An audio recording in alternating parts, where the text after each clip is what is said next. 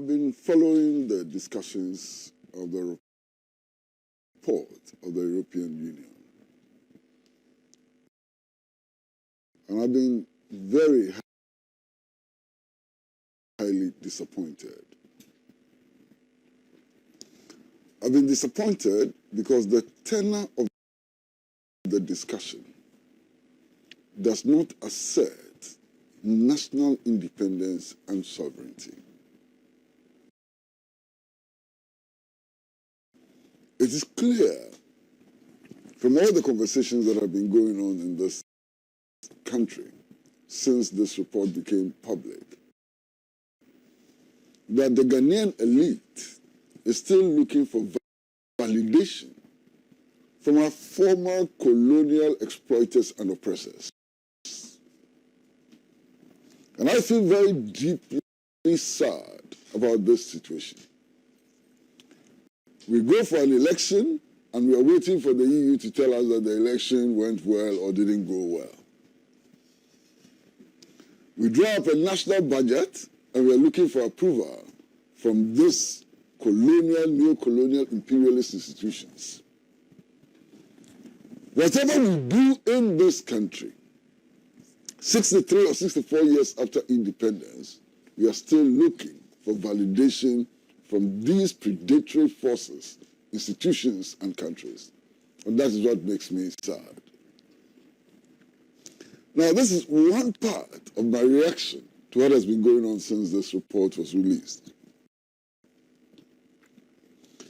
The other part is that the discussions do not appear to reflect what is in the report. So my suspicion is either that the report has not been read, where people are engaged in the discussion of the report which they have not read, or that they are skewing the discussion in order to achieve a certain advantage, propaganda advantage.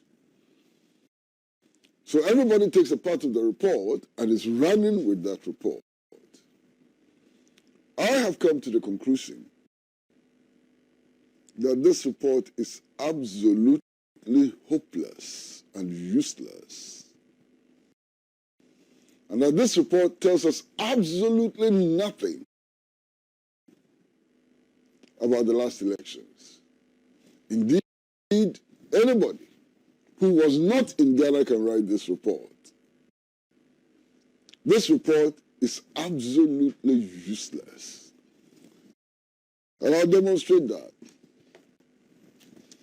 There's a 94-page report, fact document, prepared by the European Union. Now, if you read the report, many parts of the report contradict other parts of the report. The report is so hopelessly written that it tells you nothing. And I'm going to demonstrate that, by reading aspects of the report. Senna, it's incredible how anybody could have written a report like this. And at the end of the day, if you read the report, you don't know what they're talking about. I'll show you. This is what the European Union Observer Mission says in black and white. They have written this. And now listen. It says, the elections were organized in an efficient and transparent manner. And voters participated freely in large numbers. The polls were competitive, and contestants could campaign without hindrance. A few isolated violent incidents occurred, resulting in 5 deaths, and numerous stakeholders had expressed deep apprehensions about the possible use of vigilante groups by political parties. Ghana's vibrant and diverse media sector provided voters with sufficient information on competing parties and their candidates. Civil society organizations contributed significantly to the transparency and credibility of the election process. I hope you got what they wrote. Now listen again. Same paragraph, not another paragraph. In the same paragraph, listen to what the EU Observer Mission says. It says, however, shortcomings in the election process identified by previous European Union election observation missions, such as misuse of state resources, advantage of incumbency, and bias of state media towards the ruling party, resulted in an unlevel playing field. Same paragraph. They are telling us that the media did so well.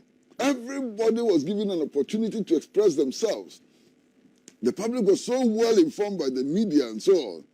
The same paragraph, they are telling us, the same paragraph, that however, shortcomings in the election process identified by previous European Union election observer missions, such as misuse of state resources, advantage of incumbency, and bias of state media towards the ruling party.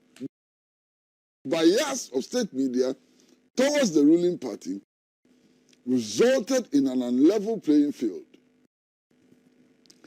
Numerous instances of vote buying in an environment of unregulated political violence was another significant shortcoming. As in previous elections, the main opposition party frequently accused the leadership of the Electoral Commission of incompetence and partisanship, thus undermining the integrity of the elections. You understand? The European Union says that the integrity of the elections was undermined.